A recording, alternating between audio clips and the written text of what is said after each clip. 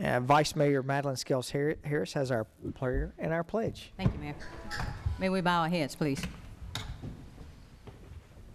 Dear Heavenly Father, we come to you just as humble as we know how, to say, Lord, we love you, and thank you for blessing us to see this another day that wasn't promised to us, Lord. And Lord, forgive us of our sins, seen and unseen, known and unknown. And Lord, as our children get ready to go back to school and start another academic year, and the teachers that are going to teach them, Lord, we ask protection over them and peace and safety. Lord, bless the people that keep us safe daily, Lord. Be a blessing over their lives. Put your arms of protection around them, Lord. Bless the sick, shut in, the bereaved, the homeless, the veterans, Lord.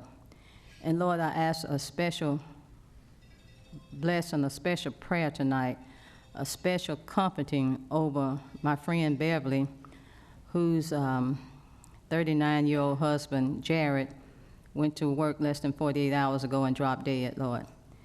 And Lord, I pray for Beverly, who just called me. Her 29-year-old son just died of an asthma attack. Lord, just allow me to be a comfort to them, Lord. Lord, we just don't ever know, and we just take life for granted, but this is a time we just need to just look up to you for strength, look up to you for love, and protect us, Lord, and the people all over the world that are in storms, Lord. We just ask protection over their lives and their families.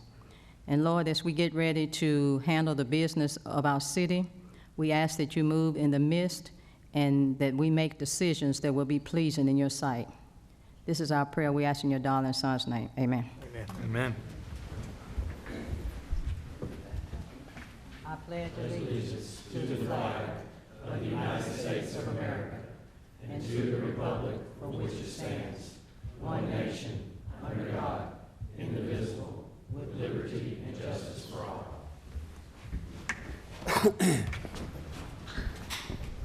All right, you have 2 items on your consent agenda. Move for approval. Second. Motion is second. Ms. Wrightfield, please call the roll. Vice Mayor Scales Harris. Aye. Mr. LaLance. Aye. Mr. Martin. Aye. Mr. Shacklet. Aye. Mr. Smotherman. Aye. Mr. Wade. Aye. Mayor McFarland. Aye. All right, we'll move into new business. We have several land use matters that we're going to look at tonight. We have Resolution 19R17, fee for zoning verification letters. Mr. Anthony. Good evening, everyone.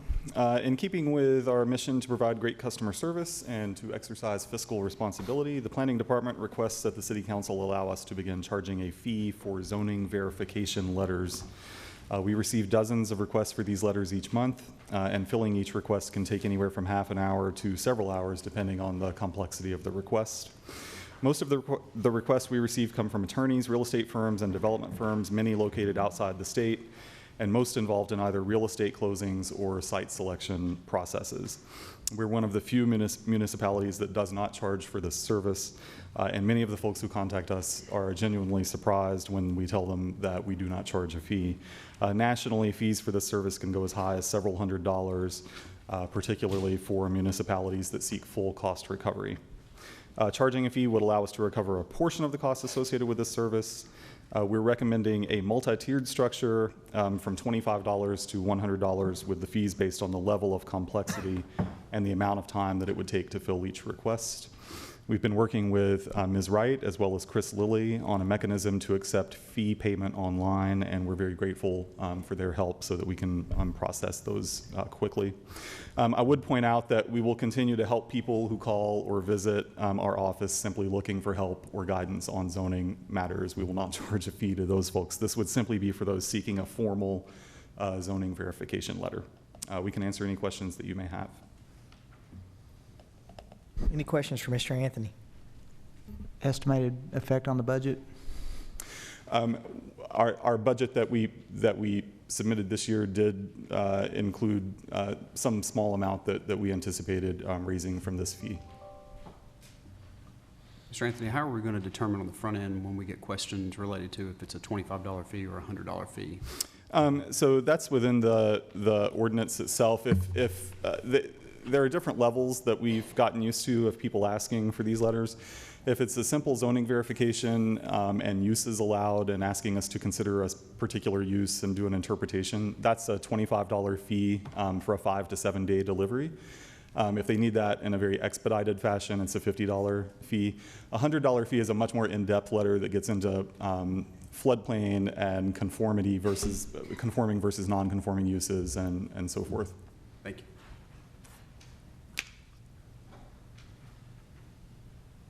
There are no more questions. I'll move for approval.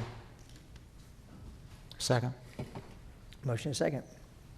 Vice Mayor Skels Harris. Aye. Mr. LaLance. Aye. Mr. Martin. Aye. Mr. Shacklet. Aye. Mr. Smotherman. Aye. Mr. Wade. Aye. Mayor McFarland. Aye. We'll now look at a plan of services annexation and zoning of approximately 85.6 acres and 83 acres respectively along Lee Lane. Mr. Anthony. Thank you. The owners of an 85-acre property located along the north side of Lee Lane have requested annexation into the city of Murfreesboro. The property currently adjoins the city on the northwest side. The council recently approved annexation of adjacent properties on both the west and south. That annexation is currently awaiting a second reading. The subject property and the properties to the northwest and south are currently undeveloped, while lots to the east and northeast are developed as large lot, single-family residential.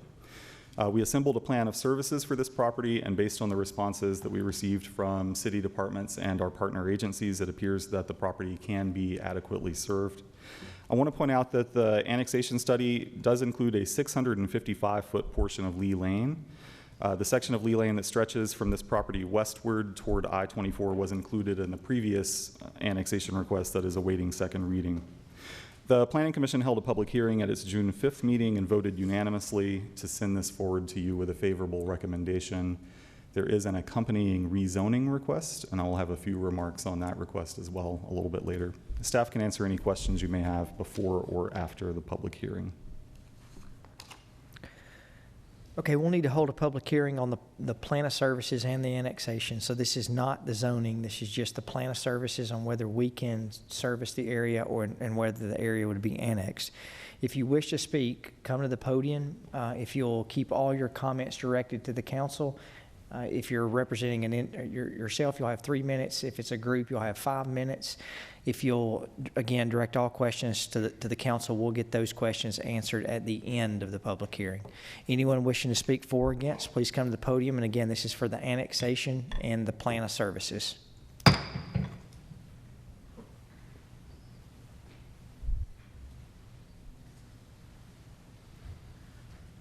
Hi, my name is Joanne Plow. I'm at 2232 Elam Road.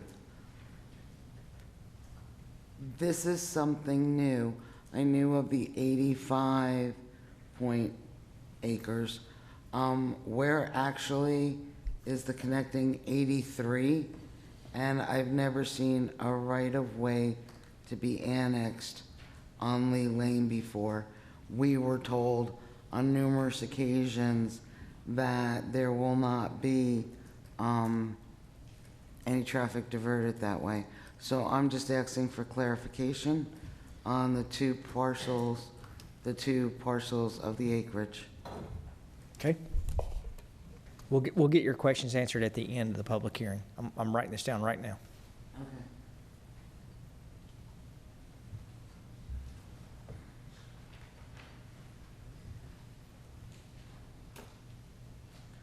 All right. Again, anyone wishing to speak on the annexation or the plan of services? All right. Seeing none, we'll close the public hearing. Mr. Anthony, we have a couple of questions on that reference in the 85 acres, the 83 acres, why the right-of-way is being annexed, and again, traffic on how that, I think the right-of-way question was how that has to do with traffic. Sure. So it's pretty customary for the city when we annex a property to go ahead and annex any right-of-way that lies adjacent to the property. The annexation that came before you a few weeks ago that is still pending a second reading included this portion of Lee Lane. So we went ahead and included this remaining adjacent portion into the request today. That, as far as traffic, my understanding is that the county is going to place signs on Lee Lane indicating that truck traffic is not allowed there. This doesn't change that in any way. This is just the city taking responsibility for the right-of-way and the roadway.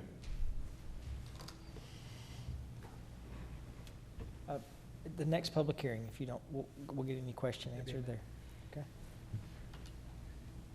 Mr. Anthony, while you're up there, and I think, just to clarify, the 85 and the 83 acres, it's, I think, isn't it 123 acres that it's adjacent to? I believe that is Your original accurate, piece of yes. property, so it's, where 85 is on top of 123 that we've already done, right? Correct, correct. Okay, as it comes to, as it relates to annexation and forming the services there, was there any conversation at the planning commission level, and this might be for these guys or for you, about potential traffic flows with this property? I mean, just if we're talking about 220 acres or whatever of you know, what might be a big job creator, which would be certainly, you know, nice in some ways, but 220 acres is a lot of ground and can get a lot of people in there. If it creates 1,000 jobs, for example, was there any discussion at the planning commission level of how we'll get those 1,000 cars in and out of there a couple times a day? Or if they run 2 shifts or 3 shifts, that'll be 1,000 cars 2 or 3 times a day? So I think right now, from what I remember from the planning commission, the thought was obviously traffic would utilize Rutherford as the primary means. I believe that the applicant, and we would have to have the applicant's representative come up. I believe that they've talked about potentially gating their site off so as to not use Lee Lane while it's still a substandard type street. I mean, I think we talked about that in the first one, and the language said that they would, you know, that they would have all the restrictions that came on the other piece of property. So I'm, you know, somewhat comfortable at that. I'm just trying to say, generally, is there a way to get 1,000 cars in and out of that piece of property and to an interstate or to somewhere else without it being a burden on the infrastructure that either exists or will exist if it actually develops? I mean, I'm just talking about planning. I think right now that's probably a little bit of a difficult question to answer because we don't have a specific plan for this property. So I don't know exactly what kind of internal circulation they would have and exactly where all of their connection points would be. We would have to look at that at a more of a site plan level when those plans come in. So, okay, so for plan of services standpoint, is it staff's belief that whatever's in place is in place that needs to be in place? I mean, look, you don't zone these things HI without the idea that there's gonna be something there. And it could be a lot of people. So I guess I'm just making sure that staff feels comfortable, or, you know, the people that need to feel comfortable that we're gonna be able to get people in and out of there. I mean, I've talked to people about this and tried to, you know, ask questions about, I can't remember what they're called, but ways to get onto the interstate right there. Just, you know, it's not a full exit, you know, full interchange, but just a slip lane, I think is what they called it, where you could just get on and off on the westbound lane, and they say it is 0 chance that happens unless you know the president or whatever. But, Right. you know, I was just trying to think through how would we get people in and out of here, except up through that one little ingress that we've got that comes out to Rutherford Boulevard. Is that what we're banking on, and is that okay? I think right now Rutherford Boulevard is definitely would be the primary access to this entire industrial site.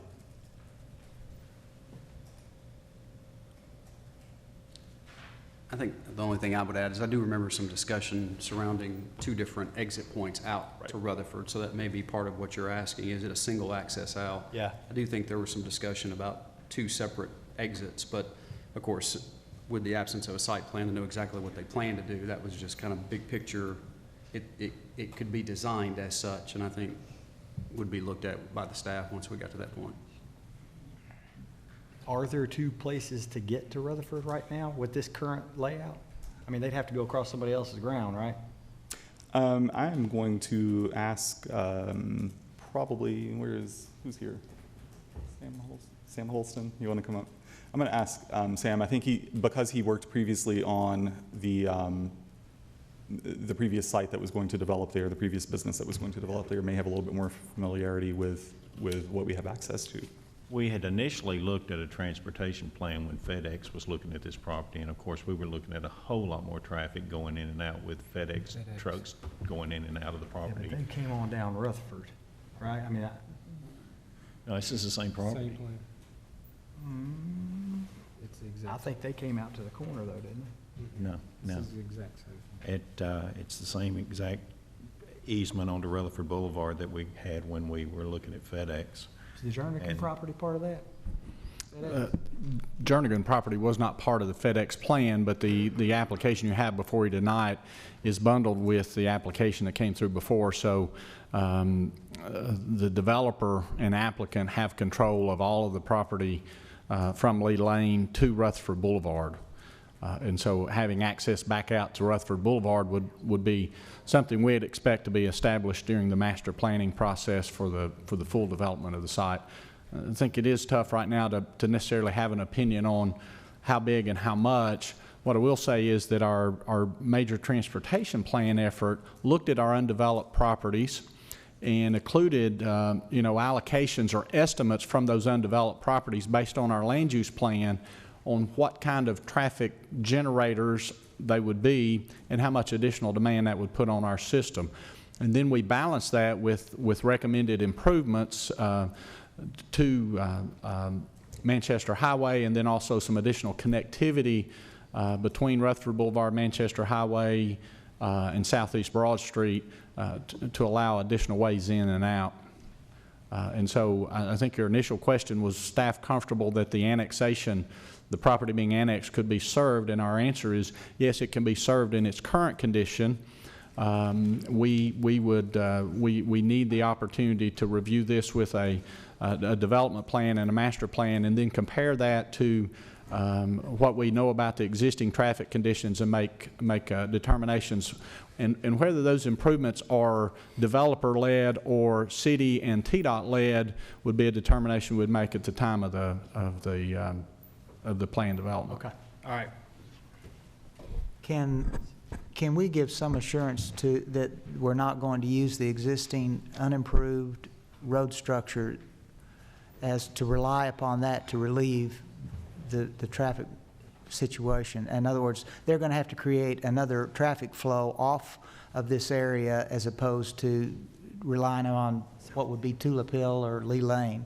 So the major transportation plan did just that. It created those other ways in and out, just for the reason you stated. What we already do know, Mr. Shacklet, is Elam Road at its connections, not really the roadway itself. There's plenty of capacity for the road, for the traffic traveling on Elam Road, but the real challenge there is You're loading into it. and I think we've, and I'm going to try to paraphrase something Mr. Smotherman, I think, stated. It's or we've heard in other applications, it's a easy road to drive on, but it's tough to get on and off of it. Right. And that's especially true at Joe B. and Elam, and we recognize that as staff. So we do know those are problem areas. At current, this property is not putting any additional pressure on that, but it's likely to when we see a development plan. And then I think there was also an observation made, commitment made to restrict access to Lee Lane, at the time of site plan approval. Straight zoning's a hard place to do that because that's, that would be a contract or condition, but certainly at the site plan stage and then at the development of a master plan stage, we'll work through those issues. The remainder of Lee Lane right away that was annexed before, there's no pavement in it. There's no facility in that right of way that we voted to annex during the last application. That's a remnant right of way of when Lee Lane continued over across I-24 before the state built I-24, and so now that roadway has been abandoned and has degraded in such shape that there's no actual pavement in it. It is an abandoned roadway, but it actually is an access to a sign that's on the interstate or something out there, I believe. Yes. If I recall correctly, I'm thinking there's There is a billboard on the interstate that accesses from this Lee Lane. Right, and that continues to be a way of service for that, and probably for the power line that goes out to serve that.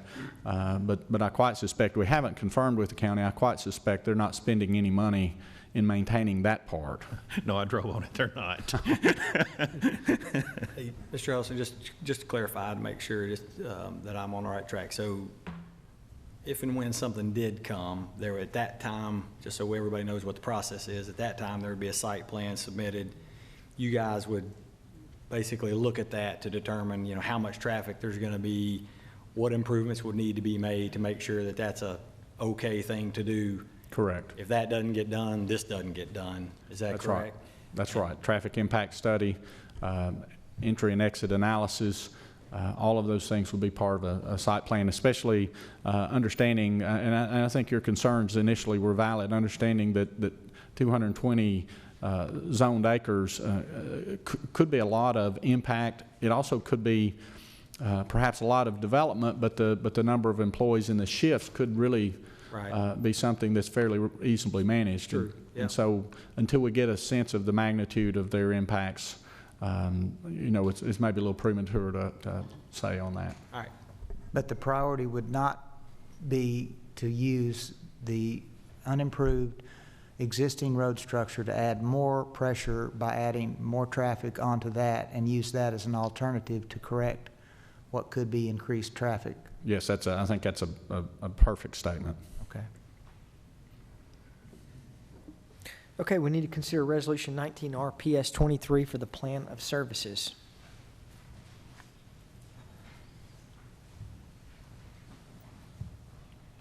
So moved. Second. We have a motion and a second. Ms. Wright, please call the roll. Vice Mayor Skels Harris. Aye. Mr. LaLance. Aye. Mr. Martin. Aye. Mr. Shacklet. Aye. Mr. Smotherman. Aye. Mr. Wade. Aye. Mayor McFarland. Aye, we now need to consider Resolution 19RA 23 for the annexation.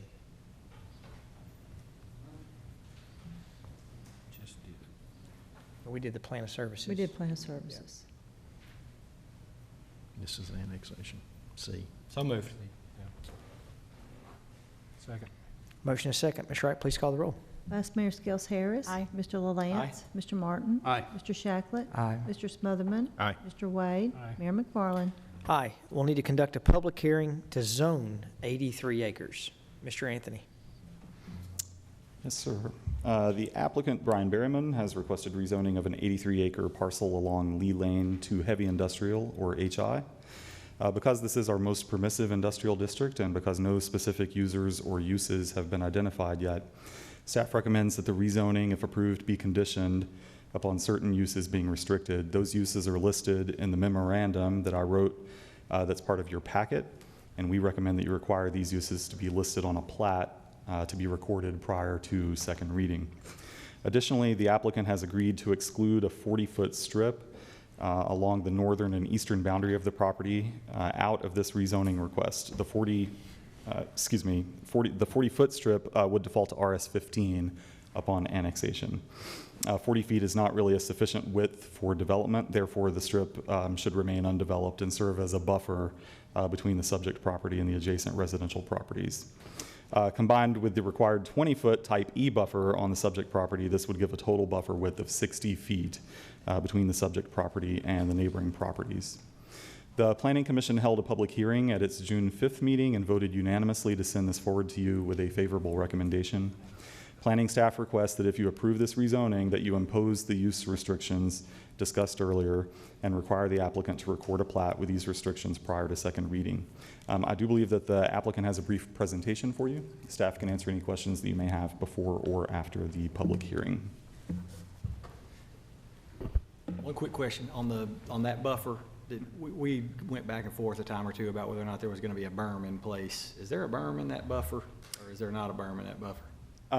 So for zoning purposes, it wouldn't be part of a requirement. I believe that the applicant may make an obligation to that, so I would ask the applicant to address that with you. All right. Thank you, Mr. Anthony. Matt Taylor of SCC. I do have a brief presentation. I'll go ahead and address your question there, Councilman LaLance. And yes, we will have a buffer in there along with our landscaping for that type E to bring that up to standard there. Said a buffer, you meant a berm, right? Berm, yes, sir. There you go. Sorry. Thank you.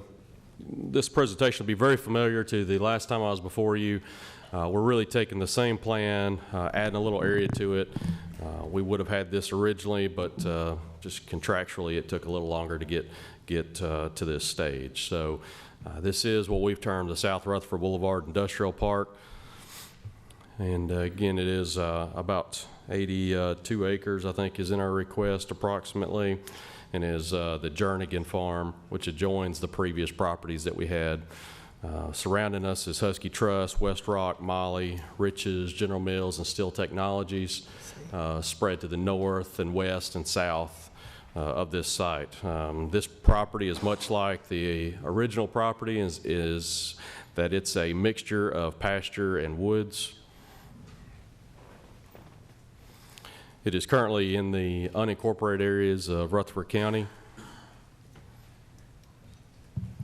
The 2035 plan did show this to be suburban residential, and the same thing changed as what changed with the previous properties, is that CSX has agreed to a spur, which changed the whole dynamics of these properties in this area.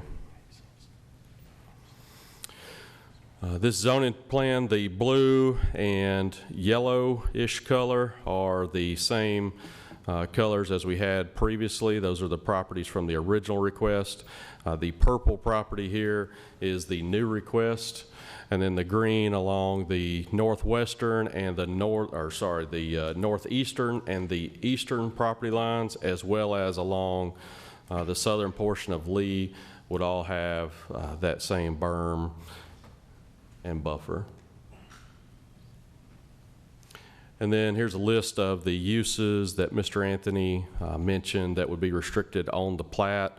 And then we've also planned to restrict other uses through private covenants on the property in addition to what would be on the plat. In the access plan, as mentioned, we would have that, our main access will be the South Rutherford Boulevard. When we start to submit master plans and site plans, we would conduct those traffic studies, but we would expect for proposed improvements to very likely mimic what FedEx had proposed, which are turn lanes. And I think they were doing some signal improvements to Rutherford Boulevard and Church Street intersection. And then we would possibly, and more than likely, have a signal at our locations at some point. And then one of the unique things about this property would obviously be the access to rail, which I've kind of shown conceptually in red there. That will be subject to where CSX final design falls, though. I'll be happy to answer your questions now or after the public hearing.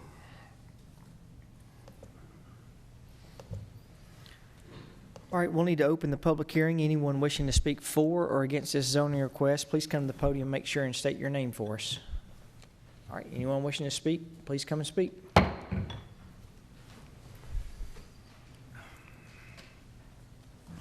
Good evening. My name's Bruce White. I live at 1819 Lee Lane. I joined the property that it's in question here. And I just have a couple questions about the access to Lee Lane. Before, it was talked about that the Lee Lane area was just going to be a dead end with an emergency in and out exit. And for some reason, I kind of feel like that might be changing. And the berm, what I've got is this property line is 5 feet from my driveway. And it's 37 feet to my back door. So 60 feet setback there really isn't sufficient, I don't think, because of the heavy industrial use that it'll eventually come. You know, it's going to be there.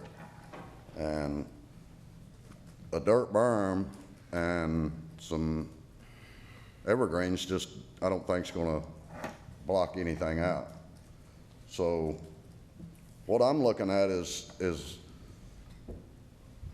a concrete retainer wall that, you know, that you would use in applications as such as this. I mean, it's already being used on Joe B. Jackson. It's used quite a bit on the interstate to knock out the noise from the subdivisions. And that's my main concern, because it's right in my back door. And I just, I feel like this is a big development, and to spend a few more dollars to kind of block out the noise, the light, you know, you're gonna have all kind of different pollutions going into the air. And I feel like as a neighborhood, we should be able to request that and get that request met. And I thank you very much for your time. Thank you, Mr. White.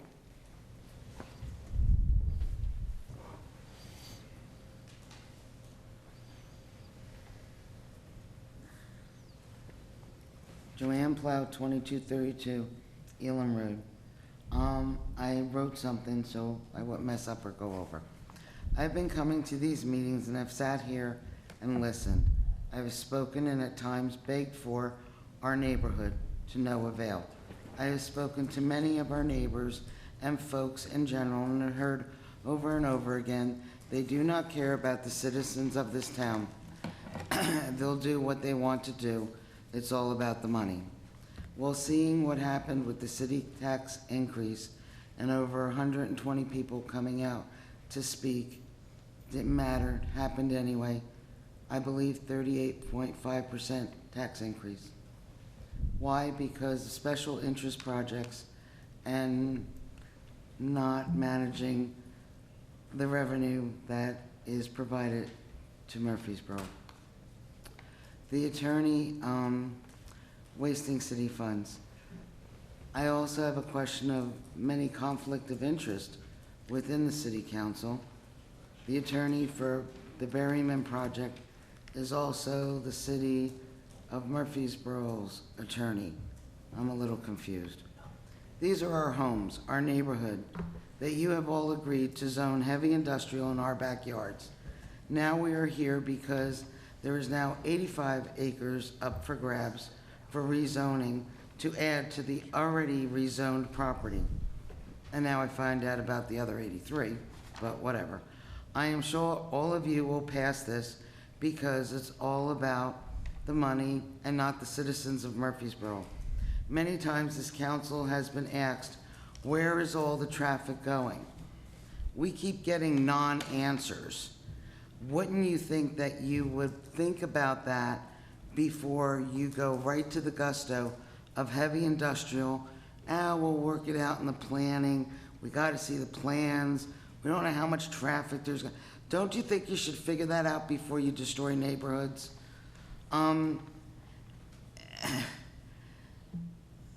We'll look into that. We have no current plans to connect Lee Lane or Tulip Hill. Then I find out different. That's a non-answer.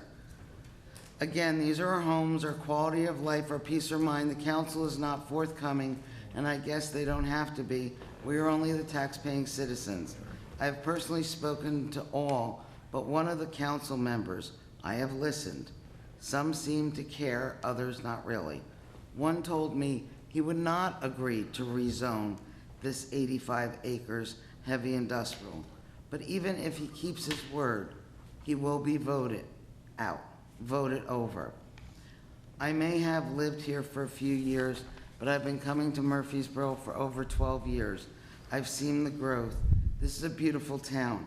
If the council keeps going in this direction. Thank you, Ms. Cloud. Your 3 minutes is up. Thank you, Ms. Cloud. Project and many others. Thank you, Ms. Cloud. And this is not over. Ms. Cloud, unfortunately, I appreciate it, but I've got the official timer. That's 3 minutes. Please have a seat. Thank you. Anyone wishing to speak? I'm sorry, that's not fair. You should let me finish what I want to say. I'm only going to read what's written here. It's not Cloud, fair, and the people of this town have a right to voice Thank their you for your and opinion, not Ms. be on Cloud. Please have a clock. seat. Thank you. All right, anyone else wishing to speak? Mr. Baines.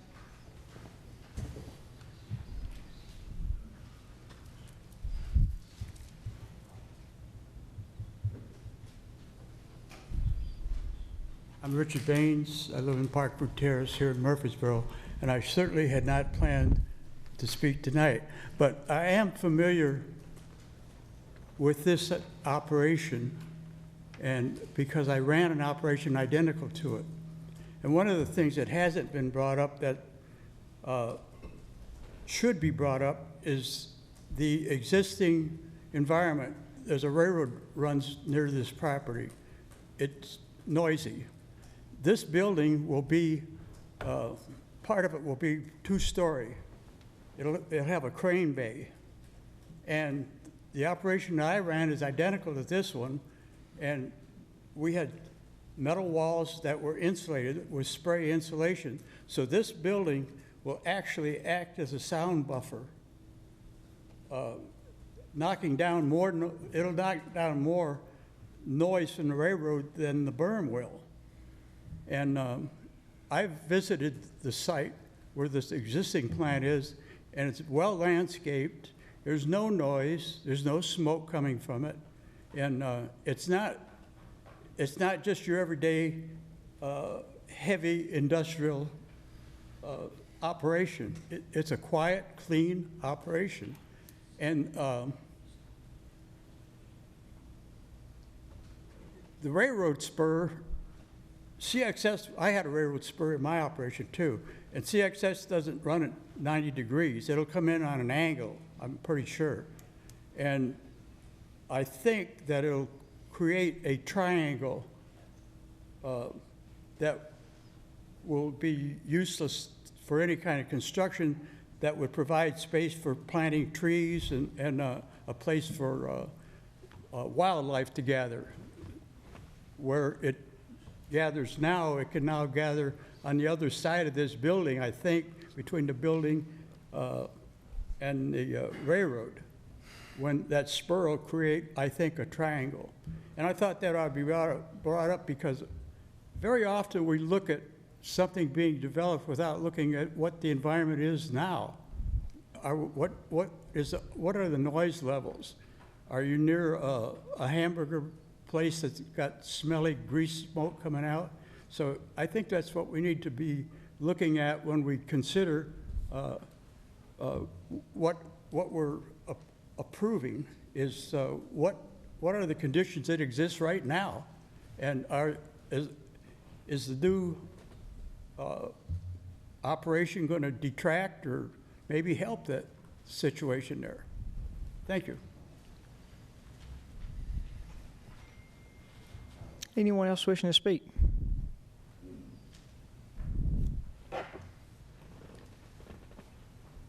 My name is Diane Parker. I live at 2101 Wimbledon Drive, Murfreesboro. I'm actually a Rutherford County resident, but it's my hope that you would vote or at least postpone the annexation and zoning of this 88 acres. I do not feel it is in the best area for an industrial park. This is butting up to an existing neighborhood. We leave the decisions of what is best for our county and our city up to the planning and the city council. We trust that your decisions are benefiting the taxpayers of the city and the county and not benefiting your friends' pockets. I'm a lifelong resident, almost lifelong resident of Rutherford County. I say almost because I was not born here, but I moved here in high school. To be quite honest, what's going on in the city now makes me want to move away. I'm not moving. I own 12 acres of land. I don't know what I want to do. This rezoning and annexation to heavy industrial has made me rethink a lot of things. I really hope you take into consideration Mr. White, and there's other neighbors that are going to be more affected. Their houses are in close proximity to this land. I really hope you take into consideration what's going to go on that property, the berm that you put there. Please take a look at a wall. You know, I have a big field that separates my property, but now my only choice really is when I want to sell, do I sell to this developer? Because I don't think anybody would want to buy my 12 acres with a house, depending on what's going to go back there. And so that leaves me a question that I want to ask each of you that we've asked before, and I would just like you to consider it, and I'd really like not going to answer, but I would like you to consider it. If you lived in this neighborhood, if this was your homes, and this request was coming up as a heavy zoning industrial, and you had no idea what was going to go next to your house, 5 feet from your house, 35 feet from your backyard, would you approve this request? That's all I have. Thank you. Thank you so much.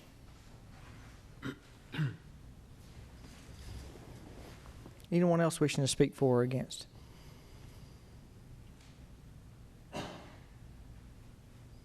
All right, seeing none, I'll close the public hearing. Mr. Chairman, I have a couple of questions. One, I want to make sure when someone gets up and talks about conflict of interest or that people inside the city are working for the developer, those are very serious accusations when you start throwing things like that out. Is anyone in the city attorney's office working with this developer or working for this developer? Mr. Tucker? No, sir. In fact, I have not represented any private entity for the past 9 years. Thank you. The only entity I've performed legal work for compensation is the city of Murfreesboro for the past 9 years. Is anyone inside your city attorney's office working with this developer, or do they do any outside legal work? No, they do not. Okay, thank you. Access to Lee Lane, Mr. Anthony, is anything changing on what's been told or what we've talked about on access to Lee Lane? No. Okay. Can you tell us about the berming? I know originally we had a buffer, and then several council members had asked about a different type of buffer, and the developer had agreed, I think, to a different type of buffer. Can you update us on where we are, where that is? You may also want to just start at what what our ordinance says the buffer should be and what's the total of what's actually going in. You know what I mean? So the required buffer is a type E buffer, which is a 20-foot heavily planted buffer. This applicant has made an obligation to leave a portion of the property not zoned heavy industrial, thus expanding the distance. As far as a berm, I would leave it, because that's not part of the rezoning, I would leave that to the applicant to address whatever obligation they would like to make, or whatever obligation you would like for them to make with regard to a berm. Mr. Taylor.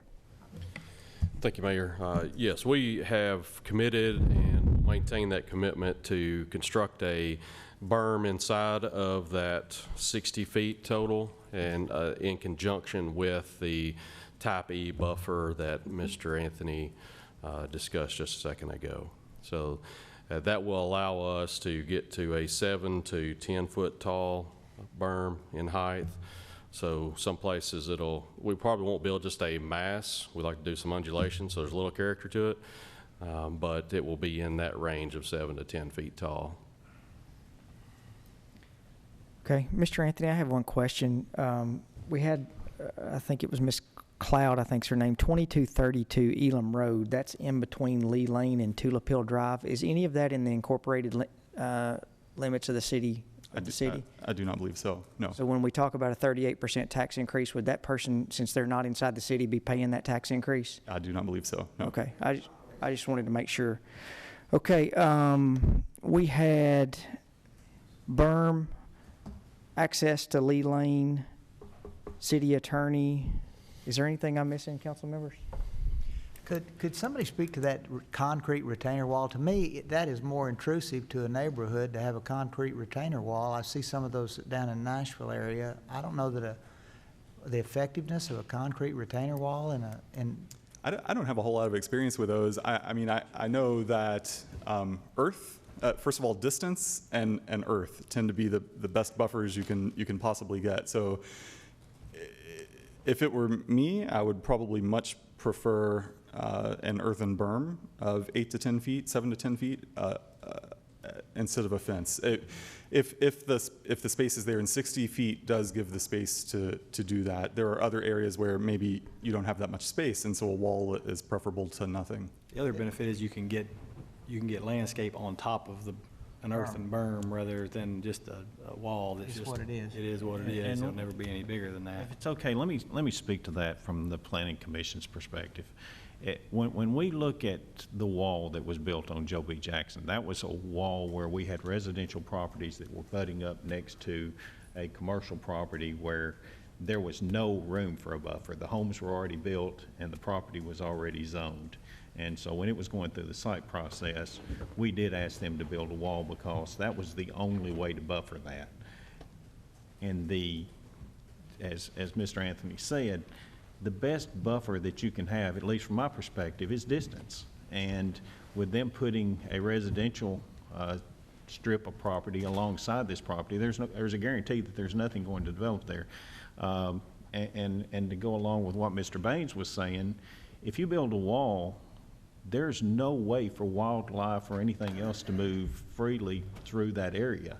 When you build a buffer that is 60 foot or 80 foot or however deep you go with it and put a berm in it, then your wildlife can still move freely back and forth through the area. So now there'll probably be a fence at some point, I'm assuming, on the interior side, probably for security reasons. But as Mr. Baines also pointed out, having worked at Nissan for about 18.5 years, it was not uncommon for me to be outside the body frame and stamping plant where you have huge presses pressing metal all day long, 24 hours a day.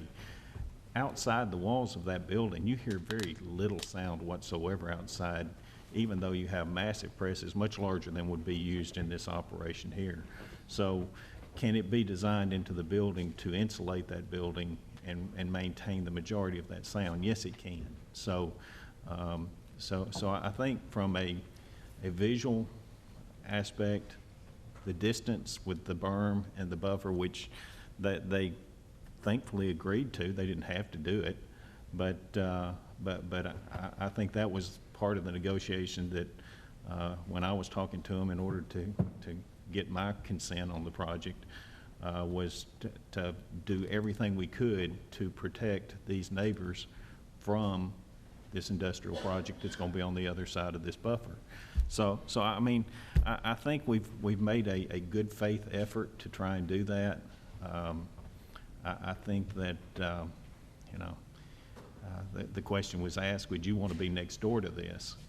And the answer is, if I can choose between a apartment complex and this buffer with a building on the other side of it that doesn't access back towards my property, I think the answer is yes. I mean, because I think there are things that could go up to the property line that would be much worse. So I do understand the resistance to change, absolutely. But I would say if I looked at the alternatives of what could go on this property right next to my property, that I think that there's potential of this being a good relationship and being a good neighbor. So I think they're doing everything that they possibly can from the development standpoint to try and make it as the least intrusion onto the neighborhood as they possibly can by avoiding their street, Lee Lane, by avoiding the connection streets of anything that would go that direction. There's just nothing planned. Taking out the uses. Yeah, I mean, I think they've tried their best, and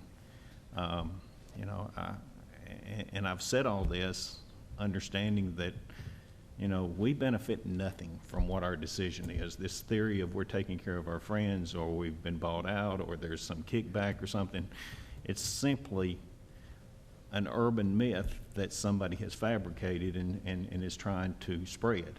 And so I think that it's important that we understand that we're up here to try and make Murfreesboro a better place, and we've got an opportunity here to create jobs in our community and to bring employment that will be good employment for the residents and citizens of not just Murfreesboro, but Rutherford County as well. And so I think this is, I think it's a good project. I really do. Now, is growth a good thing? That can easily be debated, but this project is independent of that. It's just job opportunities for people that may or may have chosen to come here And of course, we don't have a wall saying you can't leave Murfreesboro either. So I mean, we understand that, you know, we're glad you come. We hope you find Murfreesboro to be an attractive place to raise your family and a good home. But if the change that Murfreesboro is making, all cities are changing that are growing. And cities that aren't growing are changing too, and generally in a negative way. So I think there's a prosperity point that we benefit from the growth, and I know that the growth brings challenges, and I think we'll continue to try and do our best to address those as long as we sit here. All right, we need to consider ordinance 19 OZ 23 on first reading. Let me ask one more question. Yes, sir, Mr. Shacklet. Just one more question, just to get this on the public record. And I don't know, Mr. Taylor or one of the applicants could address this.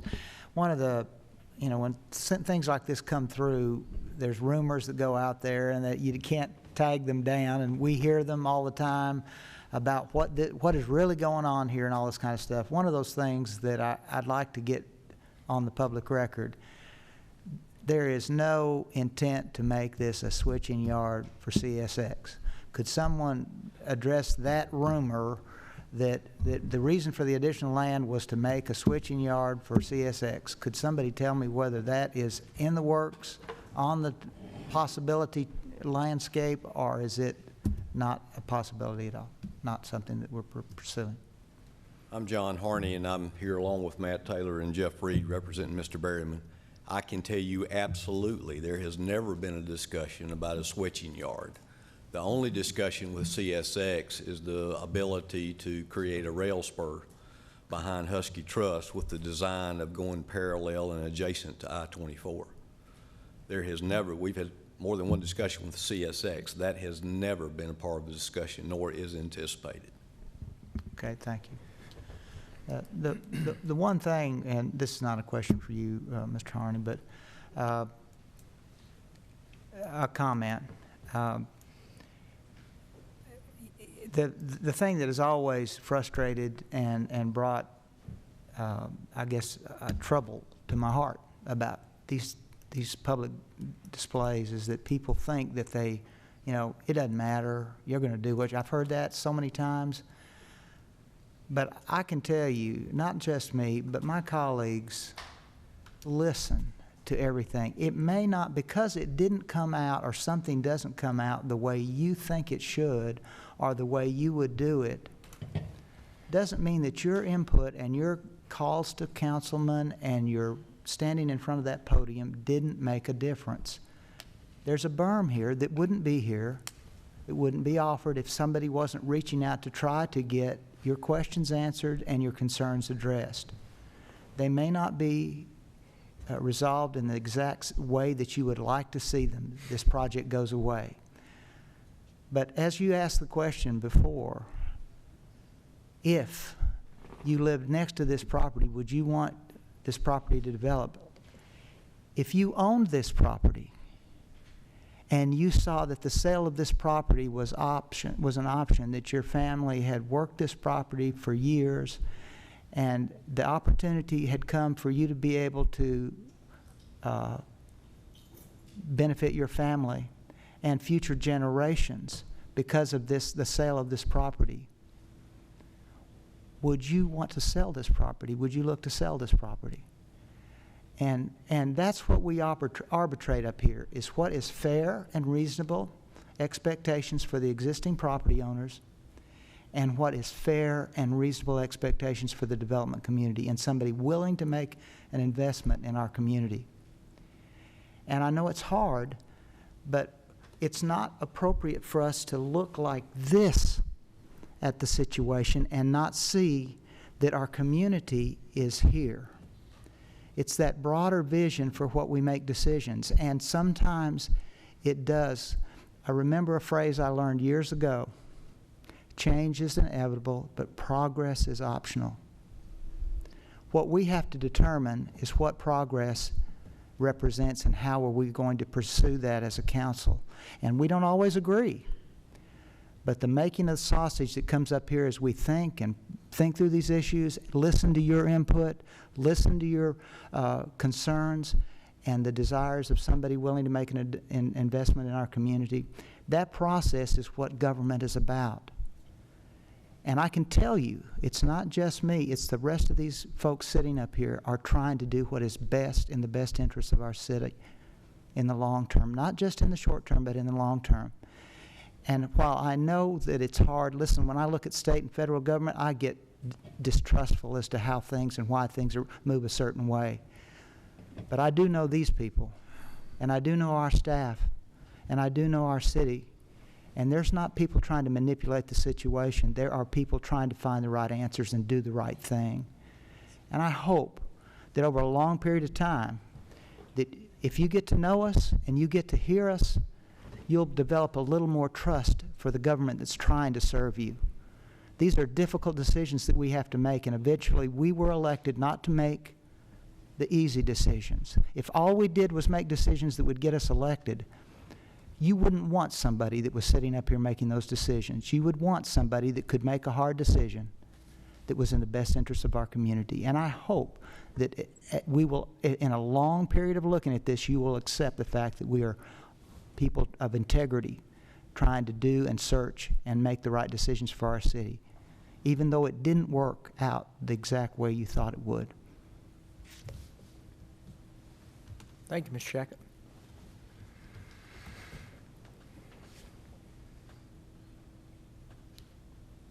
If there's no more comments, I'm going to move for approval.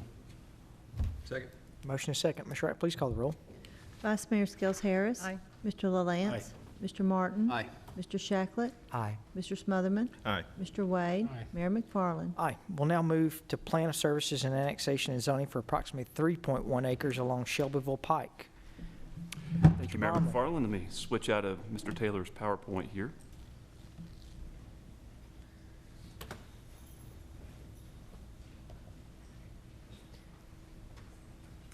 All right, our next item is an annexation and plan of services for 3.1 acres located along Shelbyville Pike. It's in the very south end of our community. This parcel is directly to the north of the parcel that is developing with the Murfreesboro Medical Clinic satellite campus on the corner of Volunteer Road and Shelbyville Pike. This 3.1 acres remains in the county. The owners have petitioned the city for annexation. You have a plan of services in your agenda packet before you. It indicates that we will be able to annex this property and provide services upon annexation. The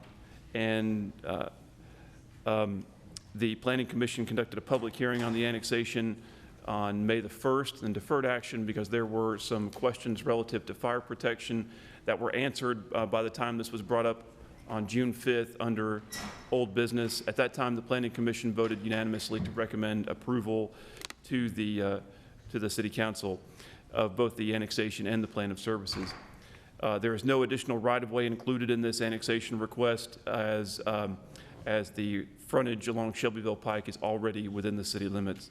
I will mention that one key component of the annexation and development of this property is that there is a signalized intersection at Tiger Hill, which is the street directly across Shelbyville Pike from the area in the purple color that is being considered for annexation.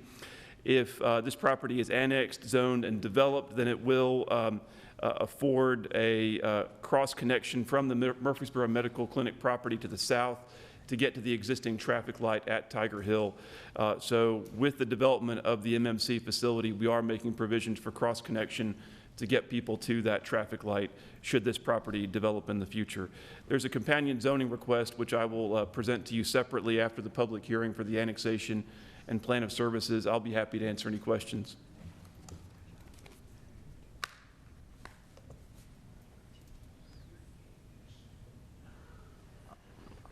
All right. Any questions for Mr. Baumann? All right, we'll need to conduct a public hearing on the plan of services and the annexation. Anyone wishing to speak for or against, please come to the podium.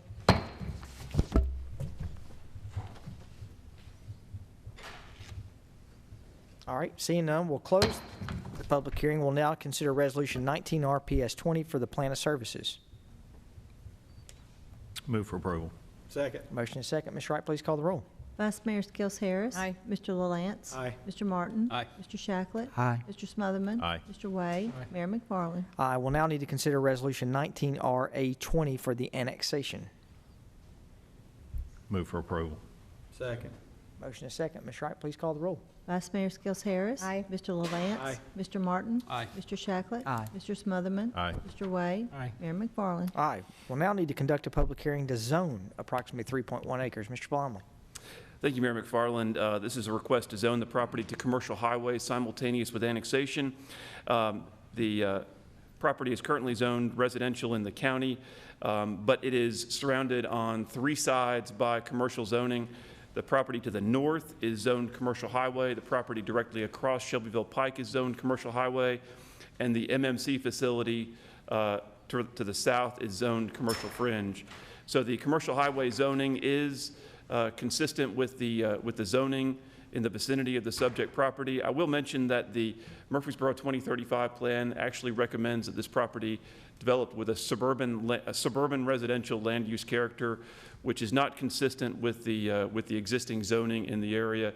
The City Council will need to determine if this is an appropriate instance to deviate from the recommendations of the 2035 plan. The Planning Commission conducted a public hearing on this matter on May the 1st, and then deferred action at that time because of the questions regarding the annexation. But once the annexation questions were answered, the Planning Commission considered the zoning under old business on June 5th and voted unanimously to recommend approval of the zoning to commercial highway simultaneous with annexation. I'll be happy to answer any questions before or after the public hearing. Mr. Matt Taylor is here. He doesn't have a presentation, but he is representing the applicants in this request. Matthew, do you know for sure or remember if the Walmart was even there when the 2035 plan was approved? Yes, I believe so. The 2035 plan was approved in 2017. I want to say the Walmart opened in 2015, 2016.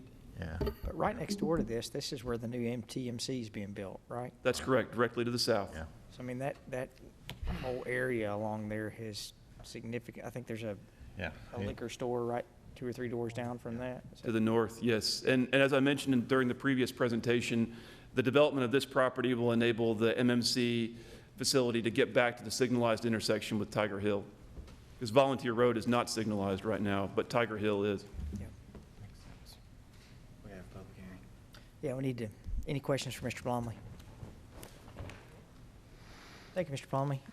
All right, anyone wishing to speak for or against this rezoning request, please come to the podium. All right, seeing none, we'll close the public hearing. We'll consider ordinance 19OZ20 on first reading. Move for approval. Second. Motion is second. Ms. Wright, please call the roll. Vice Mayor Skels Harris. Aye. Mr. LaLance. Aye. Mr. Martin. Aye. Mr. Shacklet. Aye. Mr. Smotherman. Aye. Mr. Wade. Aye. Mayor McFarland. Aye, we'll now consider ordinance 19OZ21 to rezone approximately 20.06 acres located along New Salem Highway and Middle Tennessee Boulevard. Mr. Blomley. Thank you, Mayor McFarland. Our next request is for the Malloy family property, which is just to the north of Exit 80 along New Salem Highway. It's bounded by New Salem Highway to the west, Middle Tennessee Boulevard to the north, and Old Salem Road to the east. It's 20.06 acres, and it's currently zoned heavy industrial. It's directly across New Salem Highway from the Heritage Farms Dairy. In our meetings with the applicant, they've indicated a desire to develop this property or to subdivide the property and to market it for interstate-oriented commercial uses as opposed to the heavier industrial uses that the HI zone would allow. And so really, I think as a way to show, as a good faith effort to show what they want to do with the property, they've made a request at staff's behest to rezone the property from heavy industrial to light industrial. The light industrial zone will allow all of the uses that they anticipate for the property, restaurants, gas stations, things that would serve the interstate node right there. So they've requested to rezone the property to light industrial, an actual down zone. The Murfreesboro 2035 Comprehensive Plan recommends that the property develop as urban commercial mixed use. And it's worthy of note that while neither the heavy industrial zone or the light industrial zone are really consistent with the urban commercial mixed use, and that they allow industrial uses in addition to commercial uses. The light industrial zone would actually be more compatible with the recommendations of the 2035 plan, because I would say that the heavier industrial uses are more incompatible with the recommendations of the plan for this property. With that being said, the Planning Commission did conduct a public hearing on this request on June the 5th and made a unanimous recommendation to approve the rezoning to the City Council. I'll be happy to answer any questions, and I believe that Mr. John Harney is here representing the Malloy family if you have any questions for him. Any questions for Mr. Blomley? All right, we'll need to conduct a public hearing on this downzoning request. Anyone wishing to speak for or against, please come to the podium.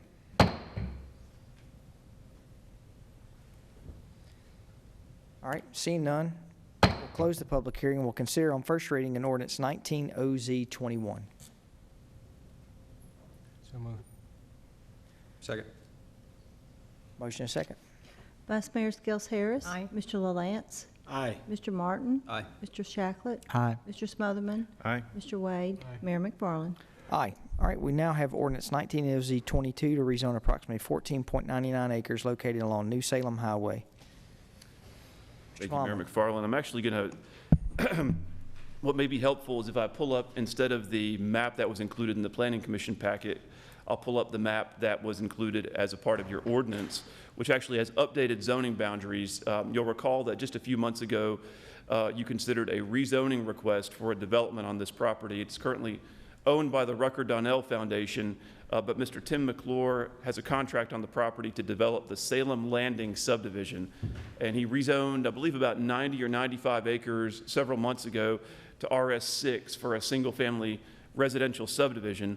There will also be a townhome component to his development. So he's had plans approved by the Planning Commission for the parts of the development that are already zoned, but this is a little bit of a zoning request to tidy up the zoning boundary lines to round out his development tract. So if you'll see the area, it's a triangular sliver at the south end of his development that says area to be rezoned from RS15 to RS6. And that is in addition to, that's about 2 acres in addition to the 90 or so acres that he had zoned several months ago, just to clean up an area that they would like added, as they've had to shift some things in the development around. Also, there's about 8 acres that is currently zoned RM16 that they do not wish to develop with apartments, which, as you know, the RM16 zone would permit. So rather than keep the RM16 zone, which would still allow townhomes, they're actually requesting to rezone that 8 acres from RM16 to RSA2, which will actually decrease the allowable density on that property and will allow only townhomes instead of both townhomes and apartments. And in addition, there's about 4 acres that's currently zoned OG, which they are requesting to add to the RSA Type 2 zone. So as I mentioned, this request builds upon the request that you heard several months ago. I remember Mr. LaLance, Mr. Womack, who owns the property directly to the southwest of the subject property, came and spoke at that public hearing.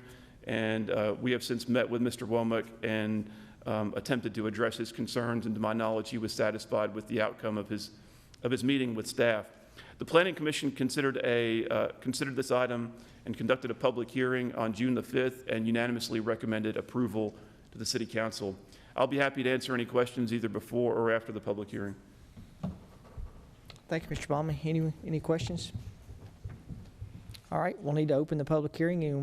Anyone wishing to speak for or against, please come to the podium.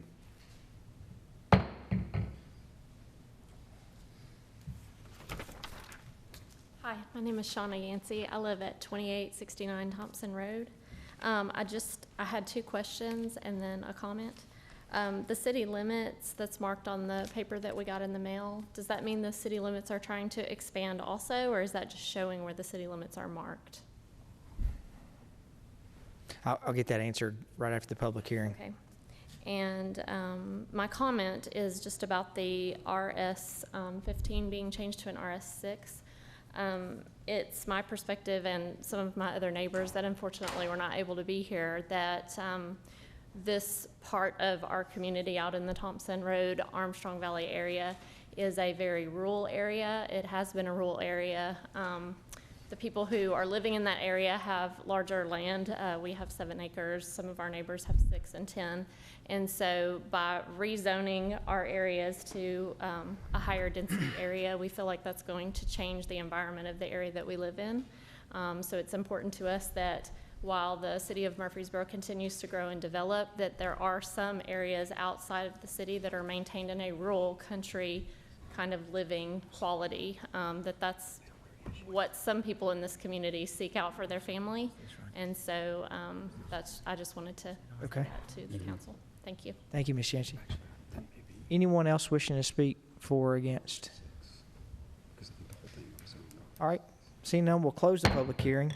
And Mr. Blomley, unless I'm missing something, the city limits as far as our annexation, nothing's changing from what's already been brought in on the Rucker Donnell or the foundation property, is it? That's correct, Mr. Mayor. The only area that's included in this zoning request are areas that are already inside the city limits. And just to reiterate for anybody who may not know this, annexation can only occur with the petition of the property owner. So the annexation of property that is not being formally petitioned for annexation is not something that state law would allow us to do. So we can't go out and just pick a piece of property and annex it without the property owner asking for that to be annexed. So there's no anticipation, I think, from this council anytime soon that we're going to be reaching out anywhere else and getting property to bring into the city, unless there's something that's being requested by the homeowner. And also the RS15 to RS6, it's 1.95 acres, is that right? Yes, it's a very small sliver. The bulk of the RS6 zoning was done several months ago, and this is the 1.95 acres, which You might is put just that this- map up that we're seeing. Well, can you put it up on the screen there? Yeah, it's just the area that I've highlighted is the only area that's being requested at this time to be rezoned to RS6. It's like 1.95 acres. Mr. Blomley, I'm sorry, go ahead. Well, I was just thinking, the area to the north is what's its zoning now that's already in the city? I'm sorry? The area north of your blue line there, that's already in the city, what is that zone? That's RS6 right there. Okay, well, okay, so all of that is RS6 already? Yes, that was the subject of the rezoning several months ago, about 90 or 95 acres. Matthew, that small sliver at the bottom, at the south part of that property, that was related to a boundary issue with those two properties, correct? You have a very good memory, Mr. Martin. There was a boundary issue with this corner up here. The tax maps erroneously showed that property line going out straight like that. Mr. Taylor and his team did some survey work and determined that the neighbor who owns this property here was actually correct, that the boundaries that were shown on the tax maps were incorrect. So they lost a little bit of land that they originally thought they had, and so to make the geometry of the roads work, the detention work, they had to add that little sliver because there was land that they were losing that they didn't count on when they first came up with their concept plan.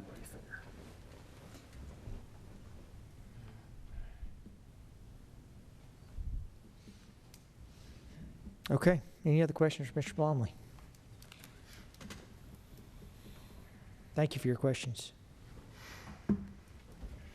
Mr. Palmer, did you say it's a net reduction in the number of units that are going to be on the project? I know that one sliver is, but overall, is it a net reduction or not? Yes, sir. Well, there is 4 acres that's being zoned from OG to RSA 2. So that's 4 acres that would not have had residential development. But the area here that's currently zoned RM16 would allow 16 dwelling units per acre, and it would allow traditional apartments. The RSA 2 zone allows a maximum of 12 dwelling units per acre and would not allow traditional apartments. It would allow single-family attached uses such as townhomes, zero lot lines, things of that nature. And they do have so there is So they are actually proposing a small townhome development to go, called Salem Landing Townhomes, that would be in conjunction with the development of their single-family detached subdivision on the RS6. So you feel like with what we're looking at, there's more synergy on the way that those are being put together as opposed with the AG or OG? I do. OG, we really don't see much interest in the OG zone. We find that more office developments want to go in commercial areas as opposed to strictly office areas. And so we really, to my knowledge, have not had any interest in OG development on this property.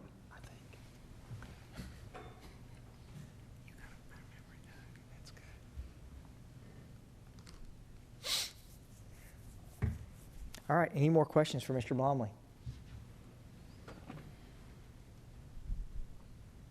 Has the concept already gone through planning, or it has? Yes, yes. The master plan was approved, and the preliminary plat for Section 1 of the single-family detached subdivision was approved by Planning Commission a couple of months ago, I think back in June. And Section 1 of the townhomes, which is actually in the area zoned RM16, was what the site plan was approved by the Planning Commission because they have the development rights, whether they're in the RM16 or the RSA2. But I think as a good faith effort to show what their development intentions were for townhome development instead of apartment development, they're requesting the rezoning of the RM16 zoned area to RSA2. So this rezoning doesn't change their plan or what has been presented to planning already? Well, they purposely omitted the area that's zoned OG from their master plan to the Planning Commission because under the current OG zoning, they have no development rights for townhomes. So I think they'll come back and amend their master plan to add that, add the phase 2 of their townhomes if they're able to get the zoning entitlement here tonight.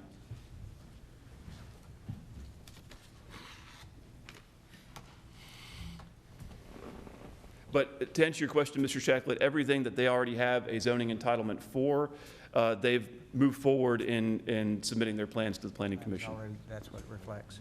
Okay.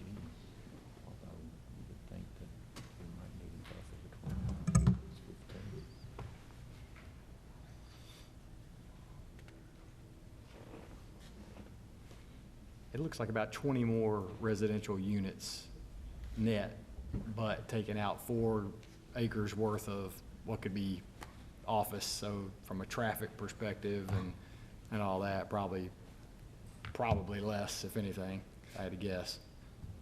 Yeah. So the RSA2 that's being rezoned from OG would add a maximum of 48 dwelling units. You would be 8 acres times 4 that you would be losing on the RM16. 32. It's 24, so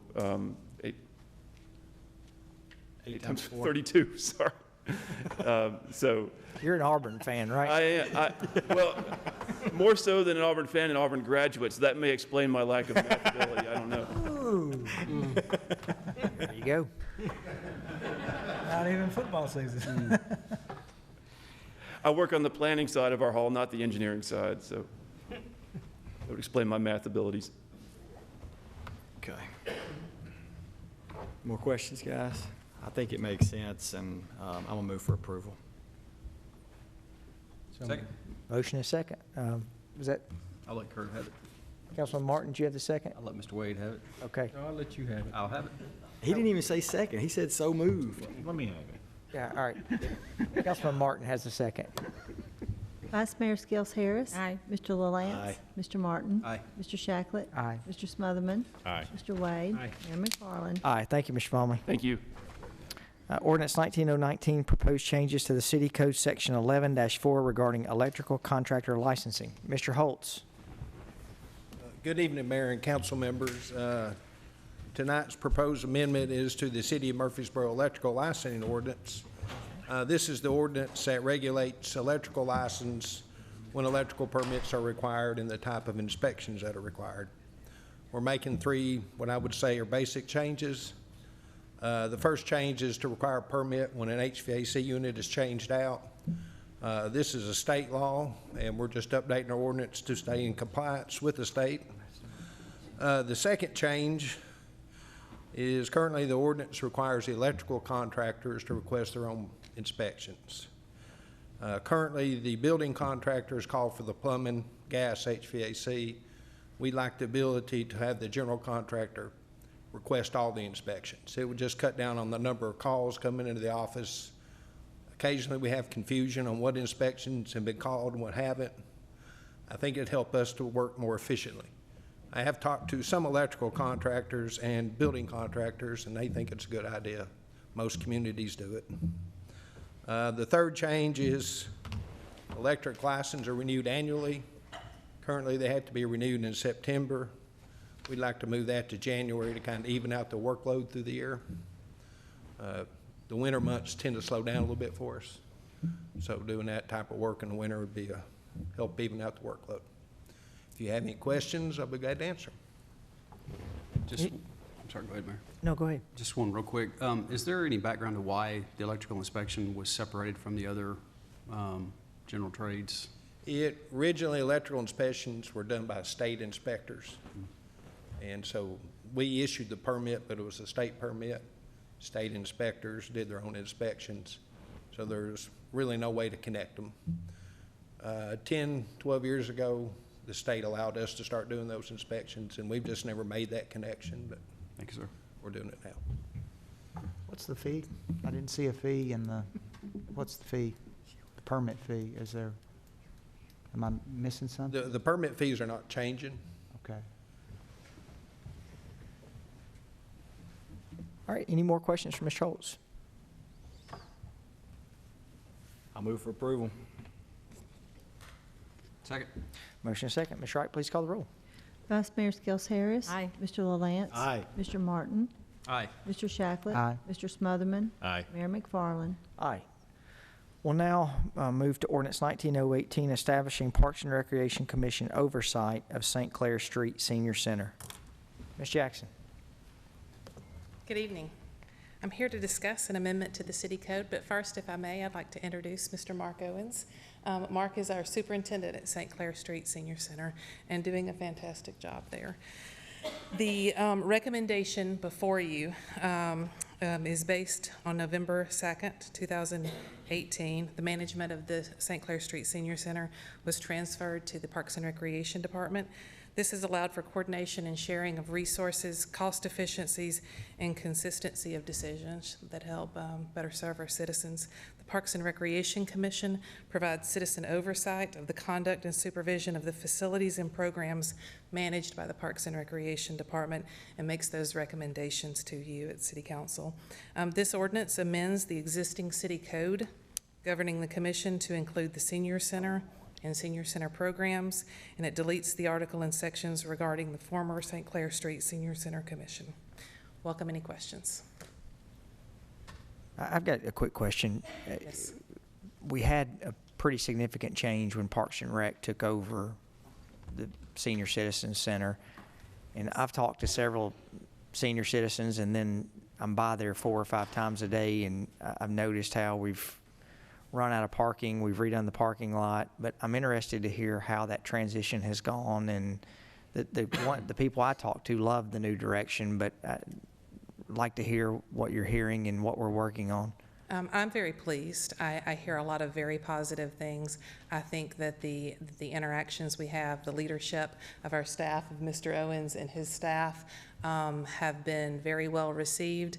I believe the participants themselves are amazing people, very active, very involved in the community, and very willing to contribute in many, many ways.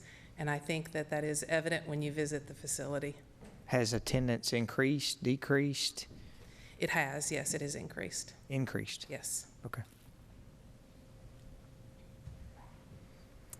If I could, Mayor, just compliment Ms. Jackson. She spent a lot of time and effort on the Senior Center over the last few months, year, more than a year now, and has done an exceptional job out there, and I think brought things around quite a bit.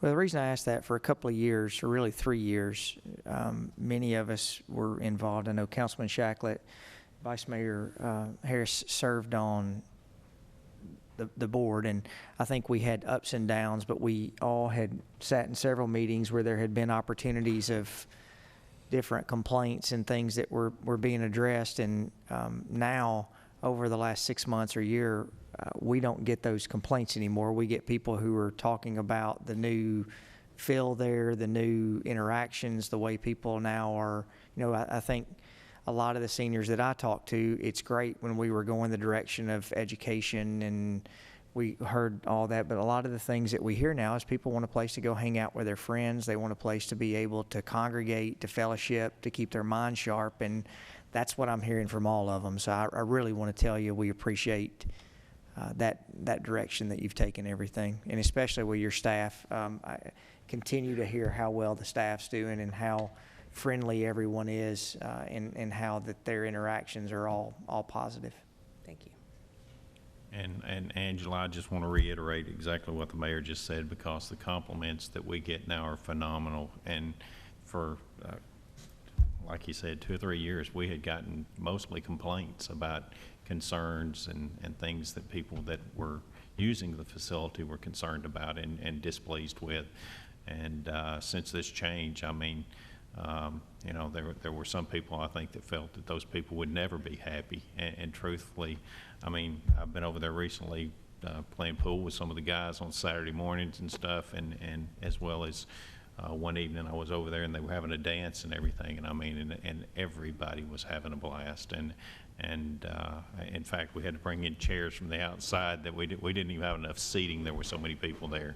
So it's night and day compared to what it was, and I think it's a very positive night and day. And I serve on the Parks and Recreation Commission, and I know that it's just probably more responsibility for us to have the oversight of that. But I do think it's very important that we acknowledge that through this change and this transition, that the effects and the results have been very, very positive, and I just can't say thank you enough. I appreciate that. I think, Mr. Mayor, you'd mentioned the parking as well. I think even that is a great example of the teamwork that goes into positive change. The engineering staff and their role in designing that in-house and looking how to best approach that in a cost-effective manner in a way that best serves using the space that we have now. Mr. Emerson and the staff in engineering being able to step in and work with us on that was key. Absolutely. Thank you so much. Yeah, I echo everyone that has made a comment. Now when I walk in there, I don't feel old. Well, you're not. I mean, There you go. I mean, sometimes the atmosphere was like, okay, I walk in there, I need a wheelchair. I mean, I felt kind of old, but even people in my church, they use Tuesdays to go over there, and they just really have a ball. So it is really great to keep the seniors active and involved, and like Mayor said, they can get with their friends and do what they do, so you're doing a fabulous job. I think it goes to show, and there's things I know that there's opportunities that we can do better, but we kept hearing from the participants that they wanted to come and have fun. And when we went through the restructure and the transition with Mr. Tyndall's leadership, we all sat back and said, what organization do we have inside of our city that runs community centers on a daily basis that people have fun? And that's really Parks and Rec. And so it really meshed together. And one of the reasons that we're talking about this, whenever we had the leadership change there, many people on the commission decided that they didn't really want to serve anymore because they didn't feel the direction that we were heading as a city was correct. And really, I think with you and Mr. Tyndall, you stood fast on what y'all felt like was the right direction to go, and I think it's proved that you made the right choice, and the council supporting you made the right choice. So we really, I know, keep talking about where we are now, but for those of us that have sat here for many years listening to complaints, this is a really good thing that y'all have done, and especially for a segment in our population that we want to make sure as that population segment grows, that we've got facilities for them to be able to have fun and get the fellowship that they deserve. So, can we get a motion? Yes, so moved. Second. Motion and second. Ms. Wright, Ms. Skels Harris. Okay. Vice Mayor Skels Harris. Aye. Mr. LaLance. Aye. Mr. Martin. Aye. Mr. Shacklet. Aye. Mr. Smotherman. Aye. Mayor McFarland. Aye. Thank you, Ms. Jackson. Thank you. All right, we have HVAC preventative maintenance contract. Oh, Good evening, Mayor, Council. I'm here tonight to present a preventive maintenance contract for the HVAC equipment covering 27 structures. The city's goal is to become more proactive in its approach to building maintenance. Using an outside contractor for HVAC equipment servicing allows the city to identify problems before they arise and prolong the equipment's life cycle. The proposed contract will cover all of the city's major structures. The staff recommends approving this contract with Bernhard MCC in the amount of $76,529. one comment I would make, that number sounds like that's an expensive number with 27 structures, but the units that we have that are maintaining are not small units. I mean, these are large units that people are coming to maintain. And I think as a responsible homeowner, we all try to maintain our units every year, and it saves money down the line, and I'm glad the city's doing the same thing. Absolutely. No questions, I move for approval. Second. Motion is second. Ms. Wright. Vice Mayor Skels Harris. Aye. Mr. LaLance. Aye. Mr. Martin. Aye. Mr. Shacklet. Aye. Mr. Smotherman. Aye. Mayor McFarland. Aye. Thank you. All right, we have a condemnation of a sanitary sewer easement, Armstrong Valley Road Sewer Project. Mr. Gore. Mayor, council members, thank you for the opportunity to come before you tonight. What I'm asking for approval today is to acquire a sanitary sewer easement by condemnation. It's not something that I normally ask for, but we have a situation, if you can see the exhibit on the screen, we have the area in blue, West Wind Reserve. They have 3 properties to get through, to extend sanitary sewer through outside properties. They have gotten 2 of the 3 properties voluntarily through negotiation. There's a 3rd property that's in yellow that the property owner is not adverse to granting the easement. However, they do have a California lender with MERS as the lender's agent, and they just believe it would be easier for the city to acquire the easement through condemnation than having to go through the mortgage company and the MERS agent. So we would ask for your approval to proceed with that condemnation. So moved. Second. Motion is second. Ms. Wright, please call the roll. Vice Mayor Skels Harris. Aye. Mr. LaLance. Aye. Mr. Martin. Aye. Mr. Shacklet. Aye. Mr. Smotherman. Aye. Mayor McFarland. Aye. Thank you, Mr. Gore. Thank you very much. All right, you have several beer permits in front of you, Ms. Wright. You do, Mayor. We have a grocery market at 1817 Northwest Broad Street, which is an ownership change. We have a restaurant at 3242 Memorial Boulevard, is a new location. We have a restaurant at 2243 Medical Center Parkway, Suite B, is also a new location. And we have a restaurant at 1617 Braidable Pike, which is an ownership change. All of these have met our requirements for their background check, but they do need to finish up their building codes inspections. So if they are approved, we will issue these permits as they complete their requirements with building and codes. Additionally, we have a special event permit for the MTSU Foundation for an event on August 10th at 746 East Main Street, and that application is also in order. I'll be glad to try to answer any questions. All these are in order? Yes, sir. Okay, any questions?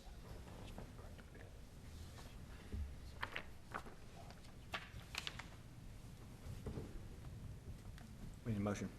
So moved. Second. Motion is second. Ms. Wright, please call the roll.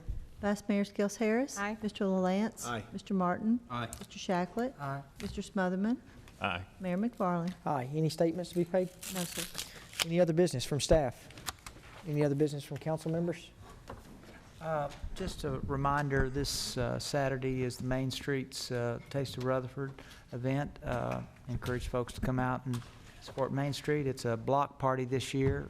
It's in the old Alice Ray's house in downtown. It supports a great organization, Main Street, and I'd love to see y'all there.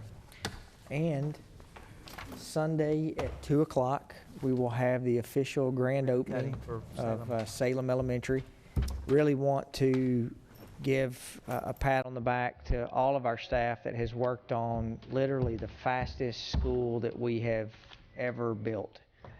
And I probably would say the fastest school that's ever been built in this county. I think it's been 10, 11 months since we... Probably the world. It could be. They said it couldn't, they said it could be done, and it was. And it was. All right. So everyone who's watching, 2 o'clock, come out and check out the new school, get to walk through before it goes on to start school and goes on to lockdown. That's right. So, all right. Any other business? Seeing none, we'll stand adjourned.